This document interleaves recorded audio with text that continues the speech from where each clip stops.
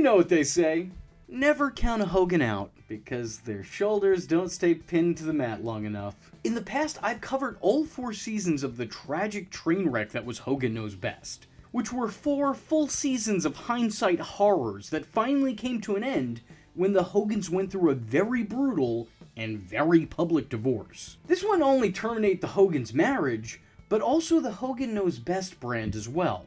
But VH1 wasn't quite done riding the Hulkster's coattails, and Hulk Hogan wasn't quite done utilizing VH1 to keep his hopeful pop star daughter in the spotlight. So in the ashes of Hogan Knows Best spawned the spin-off / sequel, Brooke Knows Best. Now, truth be told, this is actually my first time watching this series. While I do have fond memories of the bizarre badness that was that first show, I am a complete stranger to this particular strangeness. Let's just take the time to take a deep breath before taking this deep dive into what could potentially be yet another Hogan reality TV dumpster fire. I just want you to be forewarned, we're not throwing working punches with this one. The show doesn't avoid the then recent public Hogan drama and controversies.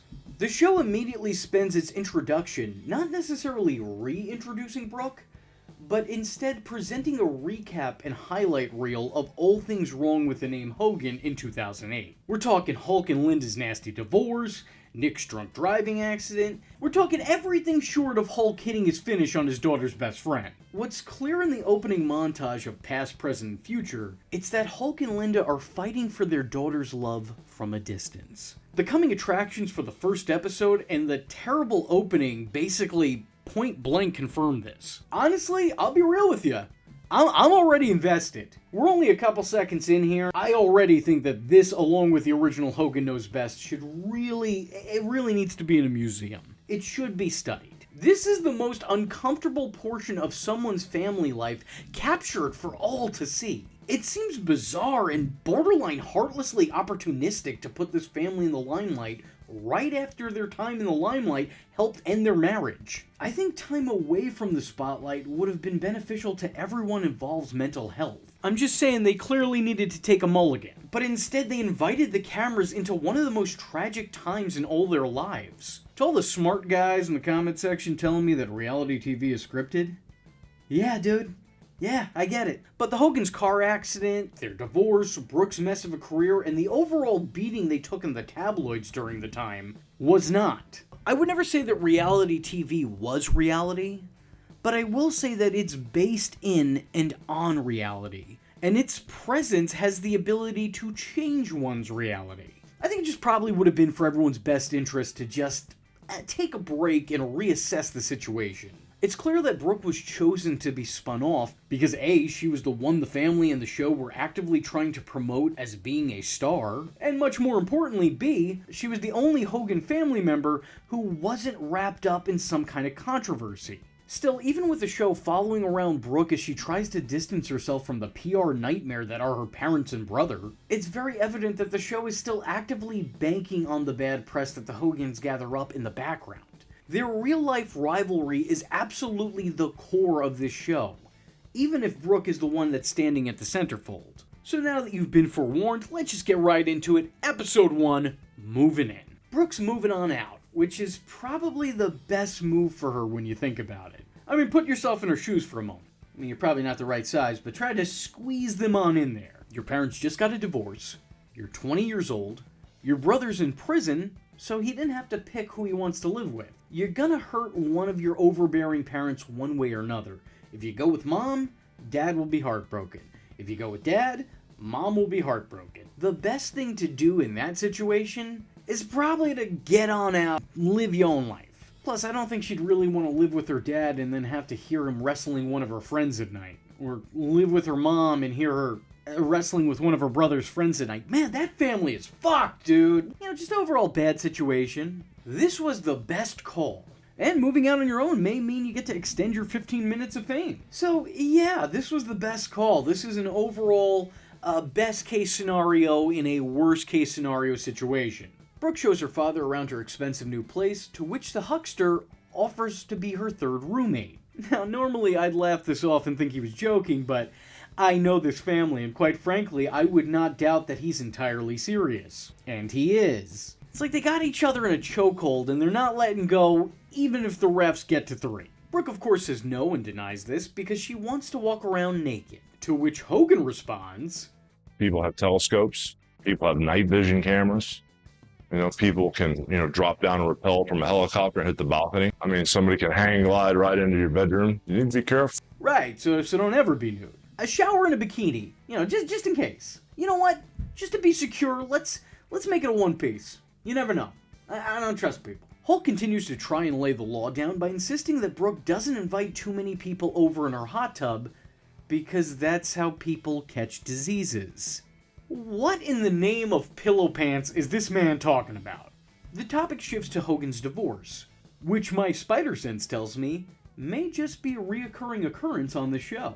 Hulk doesn't offer heated words toward his ex-wife. He approaches the subject matter rather calmly and unbiased, but it does feel rather rehearsed. Just worry about Mom and Nick are okay, because I know they're still going through stuff. Your mom's a strong woman, she always makes her own choices, though she's doing the right thing for her. Whether it was in the script or the huckster was just going into business for himself again, who's really to say? You don't know which one to believe, which one to trust, which side to take, and it's like, I don't want to have to take sides. Either way, it definitely didn't feel like those were his true feelings. It felt like, this is what I'm going to say because there is a camera in my face. And we all know how Hulk Hogan really talks when he doesn't know there's a camera in his face.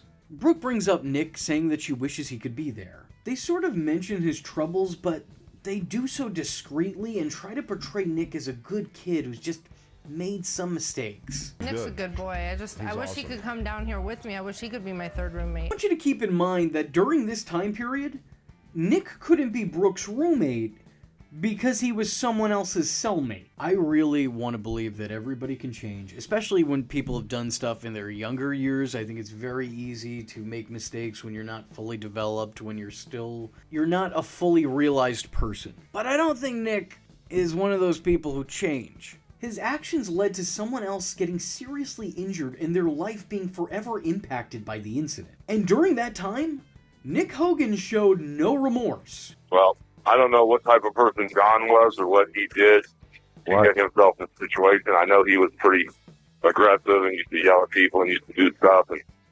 But for some reason, man, God laid some heavy on a kid. He's a negative person. As a matter of fact, Nick was lobbying to get his own spin-off show when he was behind bars. We work on that reality deal. Yep. Reality, how I'm getting back on my feet and how I'm recovering after the celebrity out of jail. That thing lined up, so the minute I walk out of wherever I walk out of. Can you do it while you're on probation? Yeah, of course. I want to do it where I'll make the most money. We call it the new Nick or something. We'll have to come up with a good name. Think of a good name. I'll be thinking of a good name. Nick is, being accountable. I know that he's incapable of taking back what he did, and maybe the guy has grown and matured as a person.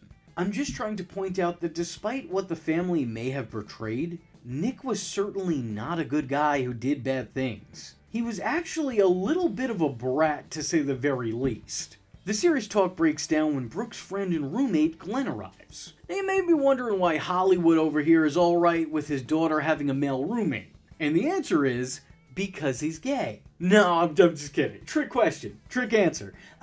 It doesn't matter that he's gay. Hulk Hogan still doesn't trust it. This is a man who has seen far too many swerves in his life. But I mean, you're gay, which is cool, but I mean, is there like a weird gray area? Definitely, for sure, I am. Inquiring minds want to know, gay. I really want to believe that this moment was scripted. And once again, if this was any other reality TV show with any other reality TV personality, I would think that it was. But with Hulk, the man who has been proved to be legitimately territorial when it comes to his own daughter, yeah, I just don't know. I don't think so. But what I do know is that work or shoot, it's all Terry. During this interrogation, Brooke is upstairs talking on the phone to the other half of her parents' broken marriage, setting up a day for her to come by and making sure that she doesn't bump into her father. Later, Hulk Hogan does what any rational-minded parent whose child just moved out does. Check to see if the place directly next to them is available. The house next to my daughter, it's available, isn't it? It's open. It is available. This show about this family is like if Everybody Loves Raymond was a documentary. He also asked the dude at the security desk to keep an eye on his daughter. Hey, how's it going? Maybe I will take that penthouse. Maybe you will. The following day, Brooke, her roommate, and the Hulkster go out shopping for her new place. Colored hangers. Color. These are That's gotta be racist. And it cannot be overlooked that Hulk Hogan has in this episode made 2 separate references to saying prayers and eating vitamins. He's praying. Oh, you guys get your vitamins. I gotta go get a couple things for myself. I'm sorry, I didn't know where else to put it, but it was going somewhere in this video. Brooke does what every child does and not so subtly guilts their parent into getting them what they want. So Hulk's card is the one that's charged. Hulk, however, thinks that this is a sign of good faith. So he then proceeds to try to leverage his daughter and her friend to be the 3rd roommate. You know what? I don't understand why all of a sudden I can't qualify for the 3rd roommate. To which they politely decline. Hulk continues to try and make his point into the morning by helping secure the house. Which means stocking it with weapons and fixing things that aren't really broken in the first place. Usually breaking them as he does so. Brooke eventually sends her father home sad, and I am at a loss for words. This is only episode 1. I was worried that this show was going to be a downgrade from the first one. But it's not. It's not. It's on the level. It's the same Hogans. It's the same Hogan madness. It's the same. Let's keep that in mind as we go into episode 2, Best Roommate Ever. So while the Hulkster didn't become the 3 in this Three's Company, that role still needed to be filled. looking for roommates online. Well, I wouldn't be going online looking for roommates. I would pick somebody I can trust. Well, what's wrong with me for a roommate? They put together a pretty awfully worded ad and posted out in the public. No freaks apply. That's a selfish. But as it turns out, the most important qualifications to be roomies with the second most talented Hogan kid is that you need to be attractive. If you're not hot, that's it. You're out. I don't care what your credit score is. I don't care if you will or won't pay rent. As you might imagine, the candidates are of course cartoony and comical. There are more mishaps here than anything else. But I'll be real with y'all. Brooke and Glenn come off worse than anybody who comes through the door. They seem like the most insufferable people, and I can't imagine anybody would actually want to live with them. Like, I know this is all staged, but why would you intentionally make your leads look so annoying and awful? Like, they have Brooke be offended when someone isn't familiar with her work. You know who Brooke Hogan is? Oh, I love the music and I listen to everything that hits me in the ear. Brooke Hogan must not have hit her in the ear. You should really learn about Brooke Hogan. And I really hope the real Brooke Hogan doesn't act that way when someone doesn't know who she is, because otherwise, she's gonna be living a pretty unfortunate existence. You know, I mean, we know who your dad is, everyone knows him, they don't really care that much about you, though, you know. It's because your parent is famous doesn't mean that you have to be. Actually, a lot of the time, probably means you shouldn't. Glenn and Brooke are very judgmental of all those that apply. The two ask really invasive questions and then act grossed out or put off by the answers they were prying for.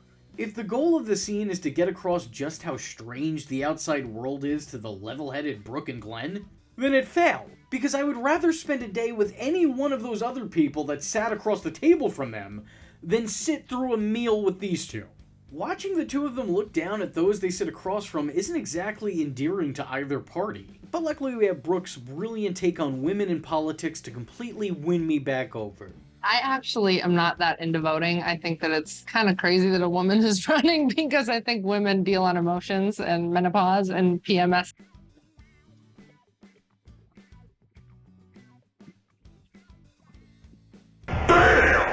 Whoa! I know Brooke Hogan was so based. That was sarcasm before you write me a heavily worded letter. I'm actually kind of upset that they stopped it where they did, because if we would have let her go on for 20 seconds longer, I guarantee you she'd circle around to, I don't even know why we're allowed to vote, which is amazing. So someone asked Brooke Hogan if her worldviews have changed since this. I'm very curious.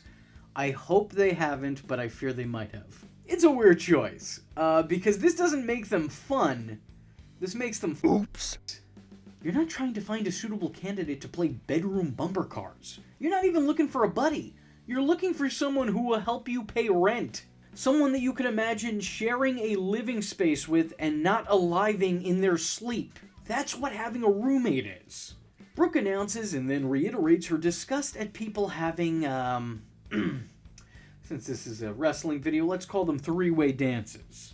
Which leads to Glenn accusing her of never having a one-on-one singles match. But Brooke responds that she's most definitely had a singles match before, it just happened in Rio de Janeiro. There's some deep cuts for the marks out there.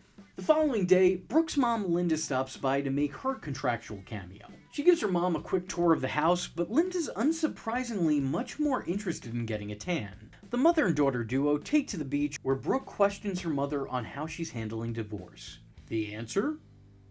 Not well, apparently. I'm kidding, she's fine a millisecond later. Following that, Brooke randomly announces to Glenn that her friend Ashley will be moving in as the third roommate. And one scene later, she does. The episode ends with Hulk sending his daughter a life-size cardboard cutout of himself. Oh, Hulk. You shouldn't have. No, I mean really, you shouldn't. Like, why would you do that? Shades of Dwayne Johnson with this one. Hulk calls his daughter up, hoping she got his gift. I thought you might be missing me as much as I'm missing you. Put this in the foyer so anyone coming off the elevator will know who they're dealing with. That's kind of weird. Huh? This is sweet, but just kind of strange. I think it, captured the essence of my handsomeness. Well, it's a really tough adjustment. I feel like I, lost my best friend. Lost part of my life. Guys, come on. Guys, it's getting creepy. Just cut the cord. Cut the damn cord, man! They celebrate by going out to a club. With Glenn wearing a bedazzled Ed Hardy jacket. Glenn, buddy, come on, man. I wear pajamas all day, and I know that's not a look. It's not a good look for anyone. I don't care if it is 2008. It's still not the time or place. It will never be the time. And there will never be the place. It was a mistake even then. Anyway, over the course of the night, Brooke gets a bunch of numbers and just has a good time with her friends.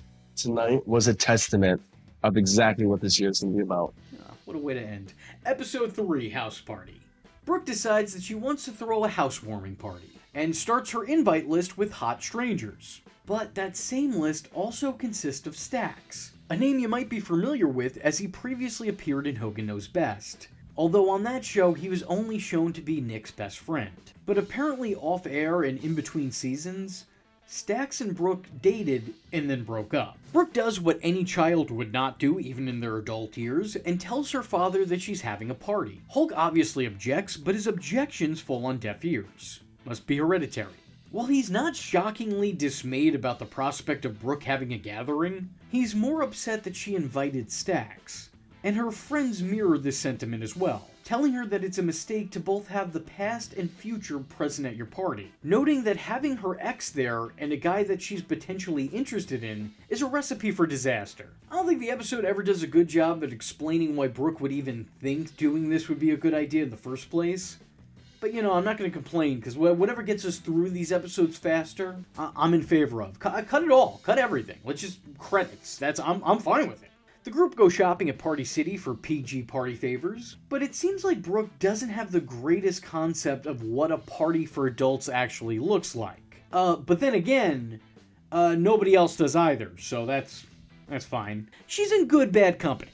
The episode is so by the numbers and step-by-step formulaic that you could probably guess what happens in it based on a million other stories you've seen before. Party grows to a surprising number, the house gets trashed, main character and friends try to take control of the party while also desperately trying to keep two people apart at the party. It is everything that you'd expect, and it is every bit as basic as it sounds. Stack shows up, and Damien, the hot stranger, is hidden upstairs as if he's in the middle of playing a one-sided game of hide-and-seek. In the meantime, Stack shows Brooke's roommate Ashley the slightest bit of attention, and it's enough to set Brooke off and completely ruin her day. She becomes very over the top in her jealousy, acting out and even giving her best friend the cold shoulder as if somehow she's at fault for Stacks remembering that she existed. I'm not a psychologist or anything, but I don't think that she's quite as over him as she says she is. Brooke questions Stacks on how he's acting with Ashley. Stacks questions Brooke on how she's acting with Damien. Stacks takes his leave, and Brooke makes her way back to the bedroom for a private breakdown. Luckily for her, her friend Glenn is there with a pep talk, and she's immediately in pursuit of Damien. This poor guy doesn't even know that he's the consolation prize. And that's Damien, who I'm now realizing looks a lot less like a Damien and a lot more like a Skippy. So Brooke and Peter Pan over here spend some more time together and just enjoy each other's company, with Brooke prioritizing spending time with him over policing her party. When she re-enters her home, she realizes just how out of hand things have gotten. And to make matters even worse, they almost ruined her cardboard cutout of her father. Security gets called due to noise complaints following things getting broken, and Brooke has the party evacuated. Later, Skippy returns remembering he forgot to kiss the girl. That's kind of cute. Cheesy, but cute. The episode could end there, but of course it doesn't. Because we need to end this episode with a weird phone call between Brooke and Hulk where Hulk tells her to get a blood test because she shared a hot tub with a couple of people. Of course! Episode 4, Spring Break Smackdown. This episode starts with Hulk making a call to his daughter, telling her how much he misses her. I'd love to see you. I know you're going to be working, but maybe I can come along. Your dad's not normal. Listen, Hulk Hogan, your little bird just left the nest. Let her fly free for a little bit before asking her to make a visit. The show is such a sad sequel because it's about a broken family and two parents desperately seeking their daughter's validation and competing for her love. It's like everything from the first show, but like significantly sadder.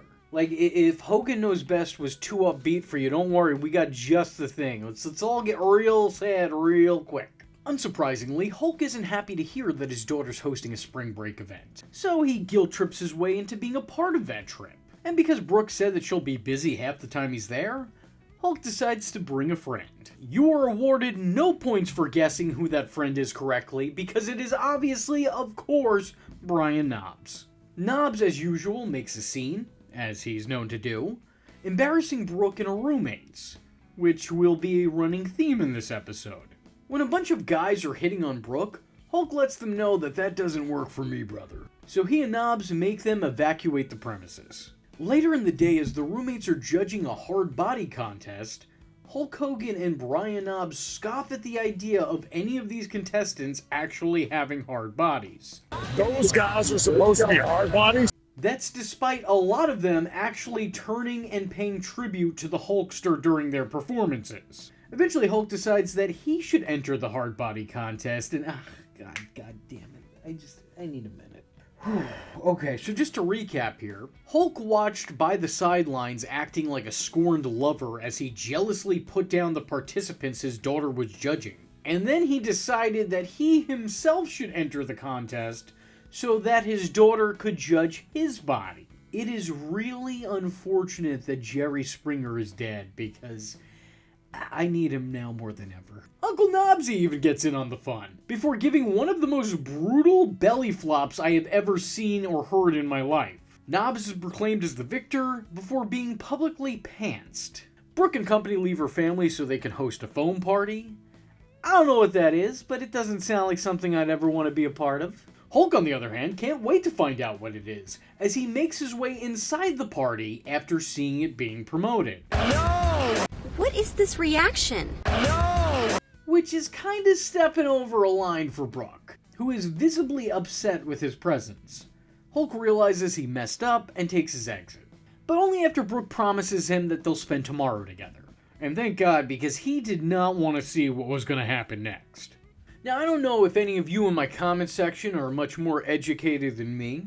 If you're not, let me tell you what a foam party is, or at least what my understanding of what a foam party is based on this. A foam party looks like all the worst parts of a rave, but now with gimmicks. You got foam filling up the room like you just entered a Scrub and Bubbles bottle. Then you got people spraying chocolate syrup all over you, while Brooke Hogan makes out with fans and invites people to touch her. Man, I would pay so much money to never be involved with something like this. I would give you my life savings if it meant I never had to see or hear or know or be affiliated with this kind of thing in any type of way. Like, if I somehow stumbled upon this, I would be willing to empty my bank account just to get out of it. That sounds like the most unpleasant experience I could imagine. I mean, I don't know who these types of things are for, but just know that I hate you. Bright and early the next morning, the group are visited by Hulk and Knobbs, or as I will be calling them moving forward, the Nasty Maniacs. Oh, that's a gruesome tag team right there. They wake up the roommates to take them to the largest human maze in the world. Brooke and friends are not really all that psyched to be taking part in these tricks and traps, and decide to make it a two-team competition. Whoever gets to the end of the maze first gets to decide what they'll do for the day. While the younger group seem to look for a way out the old-fashioned way, Hogan and Knobbs are clearly playing heel, as they sneak out of the maze by going underneath the fence. Ultimately they win, but at the cost of being ridiculed over the way that they've won. And because they've cheated, the gang go their separate ways and do whatever. That's the end of the episode. Episode 5. Brooke's Extreme Boyfriend. Brooke introduces Hulk to her brand new boyfriend, Bully Ray. Wait, no, that's not for a couple more years. Brooke attends a boxing event where one of the boxers asks her out on the date. She's quick to say yes, so I guess things didn't really work out with Damien. Sorry. Better luck next time, Skippy. As it turns out, this boxer, Keith, is very into extreme sports. Hence the title of the episode. And their dates consist of the two participating in these extreme sports, with Brooke doing extremely poorly. Comedy ensues when she leaves her father on hold so that she could take her potential boyfriend's call. It was Keith, I'm sorry. Who's Keith? I was just telling you about. Oh. Okay, well, what do you think I have, chopped liver or something? Finally, she gets fed up and asks Keith to take her out on a nice normal date, to which he agrees. But by time it's time for the date, he's sporting a big old black eye from a sparring session gone wrong. Despite this, they still have a nice night. But the very next date, they're back to their regularly scheduled insanity, as Keith invites the daughter of a wrestler to watch him wrestle an alligator. You can wrestle me any day. Brooke ultimately breaks things off, feeling that they're not quite the right fit. Also, I would be remiss for not mentioning that the tracks used in this episode might sound a little bit familiar to wrestling fans, as both the Hardy Boys' original theme song and even an old WCW theme are used. But I can't, for the life of me, remember whose theme it was. What is that music? Episode 6. The Guest from Hell. Like I said before, this show is a lot more formulaic than the previous one. We went from a house party that got out of control to an unwanted house guest. These are just classic sitcom tropes. Glenn asked the girls if his buddy Ray could possibly stay at the place for a while. Brooke agrees, noting that Ray's a sweetheart and would be welcome in her home, just as long as no one tells her father that there's a straight guy living at the house. Okay, so this really is becoming a Three's Company scenario. This is a Four's a Crowd situation. But Brooke, you're 20 years old. You live under your own roof. What I'm saying is that Ray should just show up to the house like... What's Daddy gonna do? Sue me? Instead, he shows up with boxes and bags of his prized possessions, including, but certainly not limited to, a Guitar Hero remote and a lightsaber. Ray makes himself at home rather quickly, taking it upon himself to set the living room up to his liking and retroactively turning it into his room. Despite the hospitality that's showed to him, he's relentlessly rude, shushing his temporary roommates as he plays. He even sleeps in the nude in the living room, with his unmentionables needing to be mentioned and addressed as they're out on full display. He's messy, he leaves half-eaten food everywhere, he uses Brooke's brush in her toilet. And yes, Brooke has her own toilet, because of course she does. The guy even sneaks a girl into the house to hop in the hot tub, and wakes Brooke up at 3 a.m. asking her to show him how to use it. And then furthermore, asks if she could use her bathing suit. He lives up to the title of the episode every chance he gets. But I think that's a big problem with this show. It's all a little too on the nose. Hogan Knows Best seemed to better blur the line in between what was real and what was fake. Brooke Knows Best kinda makes the distinction pretty obvious, especially because when they touch on or address real issues, it's clearly chopped up and heavily edited in post. And when it's not real, the storyline seems super staged and set up. Which, you know, they are, but you're not supposed to know that. It's like it's not even trying to pass for reality TV. It's too funny to be anything but fiction. On top of that, I can't really imagine Glenn being friends with this guy. Anyway, matters go from bad to worse when Ray answers a call from Hulk Hogan and mentions that he lives there. Hulk decides to do some deep research and investigating and sends Big Al over for some intel on this covert mission. Yeah, I'm sure Brooke won't be suspicious of her father's friend randomly paying her a visit. That's a normal thing that just happens at times. So the dog sniffs out crime and forwards the information he got over to the big man in red and yellow. Hulk, of course, questions if there's any chemistry between Ray and Brooke. Is he good looking? I mean, did him and Brooke have like chemistry or something? Did they get along? What's the deal? Not a big guy, dude. No, I can't see Brooke being interested in him. And seriously, man, this has just gotten past the point of being unhealthy. There's a gazillion people in the world. You can't shield your kid from every single one of them. Nor should you when they're not a child anymore. After talking it over with her housemates and getting a pep talk from her dad, Brooke evicts Ray. Episode 7. Brooke's First Prom. The episode description reads, Brooke becomes involved with an organization that gives prom dresses to girls who are unable to buy their own, auctioning herself off as a date. And that is accurate. That is what happens. That's correct. Brooke meets up with her father to tell him that at 20 years old, she'll be attending her first prom. That doesn't work for me, brother. Hulk tells her to watch out for high school guys because their hormones are raging. Dude, she's 20. They're kids. She's 20. Oh man, these people are not getting any less weird with time. There is one relatively real moment where Brooke breaks down over Nick and comments on the case in his prison stay. You know, I know Nick would never hurt John. Like, John was his best friend, you know? John was a negative person. He was what? He was a negative person. Wait, didn't Nick cause these injuries? Yeah. Yeah, he's saying that he wasn't a good guy, so, you know, the karma kind of did that to him. Bashing the victim. John never meant anything to her or Ed. It's sad. She's not suffering. I have a loss. She can give to Like, John was his best friend, you know? But we need to brush all that realness aside because it doesn't have a place in this plot. Brooke takes this relatively nice young man to prom, to which her father still feels threatened enough to send him a threat. Did you ever see a movie called Rocky 3? I wrestled Sylvester Stallone for charity. He saw what the villains did to him. Hulk, you are threatening a 17-year-old who's just trying to attend his prom. Hulk, therapy. Try it. I'm begging you. Brooke is very sweet to the sweet kid. And the episode is kind of cute. Or, at least it was. Up until the 14-minute mark. The kids make their way to the bathroom. Why is there a camera following them there? I don't like it! Where nice guy Eddie, that's the kid that Brooke is taking to prom, where nice guy Eddie's buddy tries to convince him to take things a little bit further and try to get a kiss from Brooke Hogan. You can't leave. You cannot leave her alone without getting something. A kiss, something. You gotta do something. Bad call, D-Bag Craig, if that is your real name. Which it probably isn't because I just thoughtlessly made it up. It's unfortunate because up until this point, things were going pretty smoothly. You know, I mean, like, it was cute, it was harmless, it was innocent, and then it became, oh god, it became uncontrollable cringe. Eddie just begins trying a little bit too hard. Trying it all would be too hard, but this is trying too hard plus.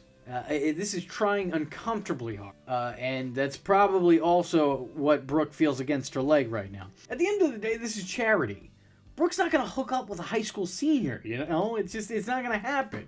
You shouldn't be treating this like it's an actual date because it isn't. You are one life-threatening sickness away from being a Make-A-Wish kid. I'm sorry. I'm just saying that's what it is. Honestly, this gets a little creepy. We're at the point where I may take back whatever bad I said about Hulk before in this episode. Because the guy clearly knew what he was talking about when it came to high school hormones. This is just, Brooke should have came with a spray bottle or something, because this kid just won't let up. But Ed's friend isn't done giving him bad advice, as he tells him to corner Brooke to get some alone time.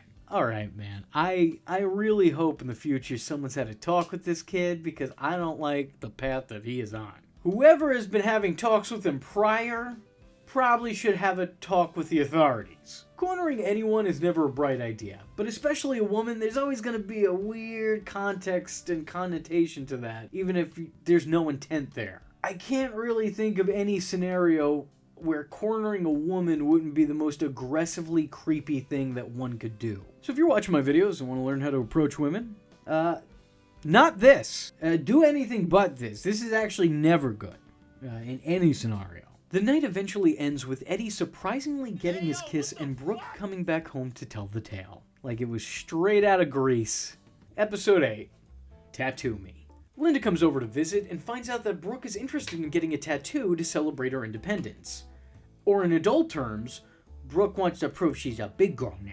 She tries to dissuade her daughter by telling her the importance and permanence of tattoos. while being reminded that both her and her ex-husband have their names and initials tattooed on each other.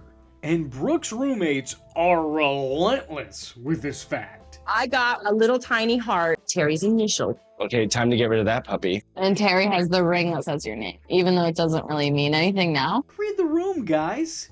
This is a very recent divorce. These wounds haven't healed yet. There's no reason to be throwing salt in them. Sometimes you gotta put soft edges on your words depending on the company that you're keeping. This is not the right time. This is not the right place. This is not the right person. Fine. Why don't you just, because you have a cute, sexy back. Mom, because that's a tramp stamp. Captain Hindsight? Captain Hindsight, please come in. God bless you, Captain Hindsight.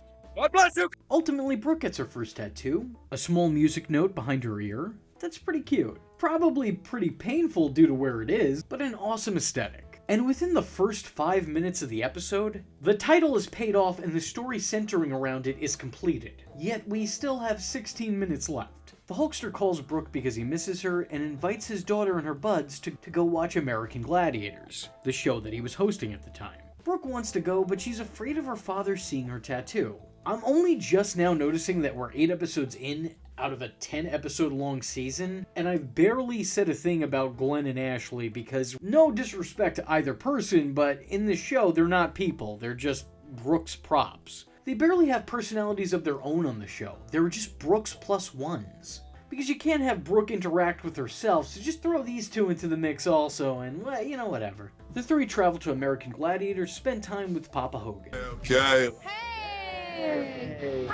What's up, baby girl? Missed you. I missed you too. And after some good old goofing off, Glenn and Ashley urge Brooke to tell her father about her tattoo. Hulk is none too pleased when he hears the news. That's pretty important to put ink on your body, Brooke. Your body's perfect. Hulk, please, I'm asking you to. I'm really, I cannot stress this enough. I am asking and no, I am imploring you to stop saying such creepy shit about your daughter. It's really easy to not be weird. It feels like you're being more effortful. And in trying to save herself, she throws her mother under the bus. We should have talked about something like this before you do it. You know, it's really... Well, Mom actually came with me. Snitch. Your mom came with you. This is an adult woman being scolded for the way that she chose to use her body, and then playing her divorced parents against each other to get out of it. It's just all bad, no good. And that is the story of the Hogan household. Brooke tries to suck up to her dad by playing dress up. Don't I look so cute? Yeah, you look cute. Hulk asks if he could have more of a role in his daughter's life, and dude, what more could you want? It's called Brooke Knows Best, and yet you're still somehow in every episode. She doesn't even live with you anymore, and you're still in every single episode. How much more involved could you be? You're about as involved in her life as you were in Pastamania. What is that? Episode 9, Stripped to be Fit. This show nearly killed Hulk Hogan in the last episode when his daughter got a tiny tattoo in a very concealable place. But this episode tries to get the job done. As Brooke and her mother Linda take a pole dancing class to keep fit. I don't think there's anything wrong with pole dancing. I don't know much about it. If you say that it's a legitimate exercise, then I am not inclined to disagree because I don't know enough about it to disagree. I know nothing about it, but I'll tell you what I do know for a fact. I know that no matter how legitimate it is, it will never be legitimate enough for him to be okay with it. And I know that he's upset that men have to exist around his daughter, so seeing her twirl around a pole probably is not going to help his insecurities in fatherhood. Brooke and friends go to the club under the guise of salsa dancing to lose weight. It's a pretty hard sell. I'm sorry. I mean, the pole thing, maybe. Okay, maybe. Oh man, I don't know. I don't know about that one.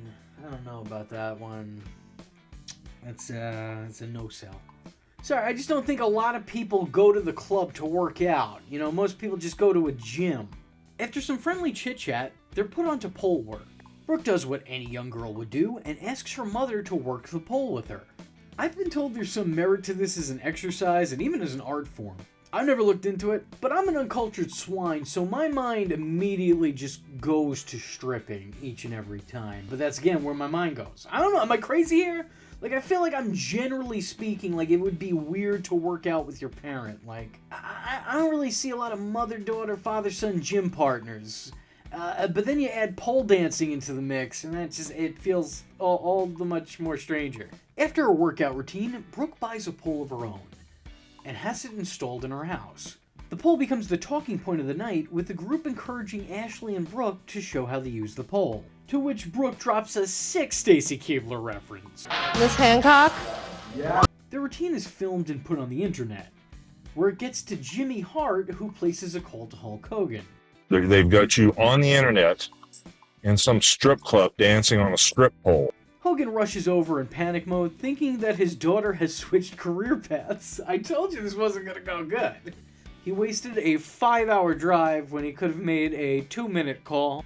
And the episode ends with Hogan dropping this nugget of knowledge. It just got on the internet.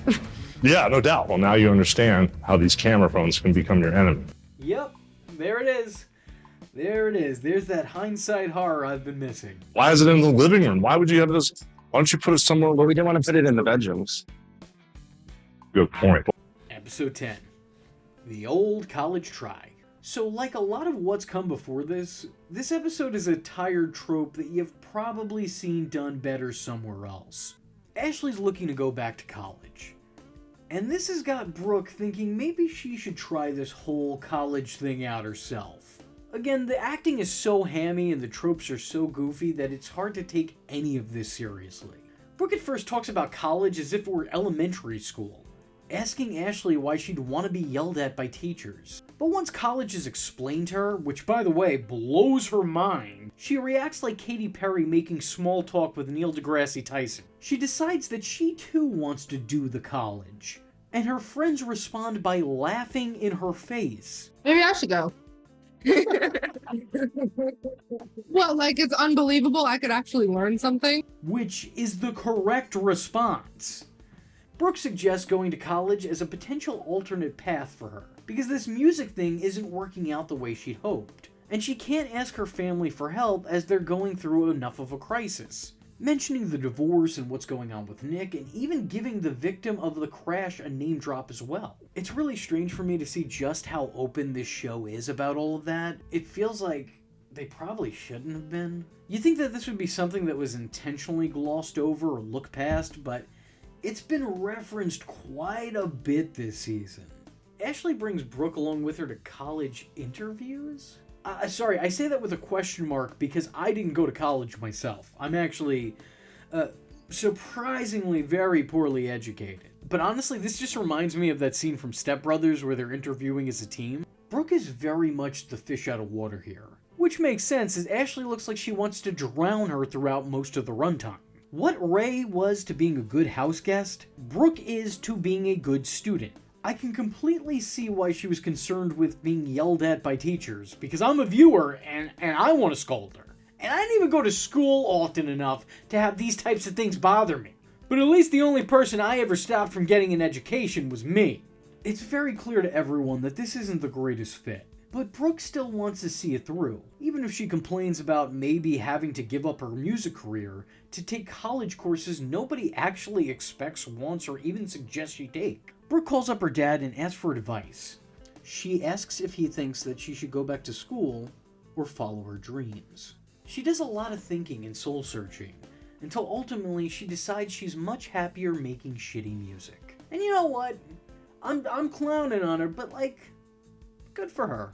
I don't like what she makes, but she does seem happy making it, and that's kind of all that matters. It appeals to her, and it makes her life worthwhile. By God, let her have this.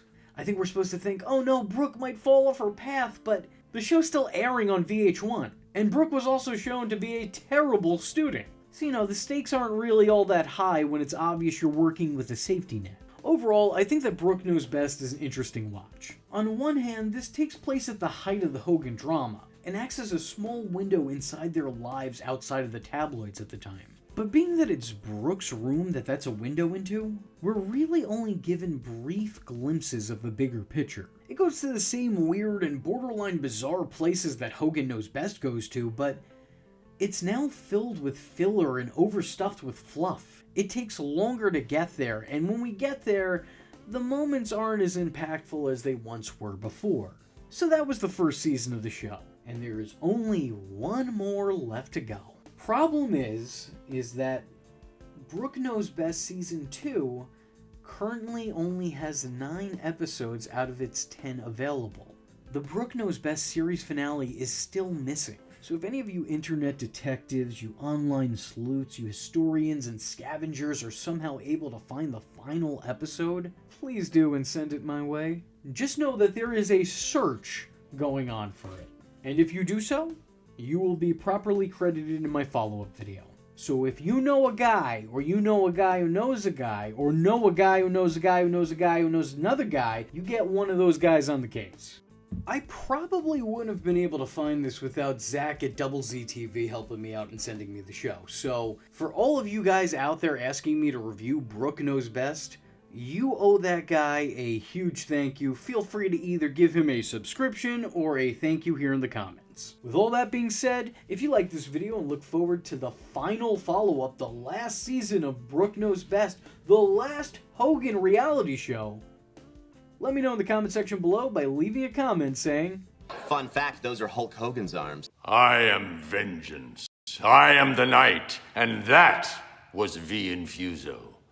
Just remember, if you're not tuning in, then you're missing out. So, if you like the words that came out of his mouth hole, and you too would like to become a V-generate, don't forget to like and subscribe. Thanks for watching, nerds! And if you're not joining the fun, you're in for one bad day. And you know what they say about having one bad day?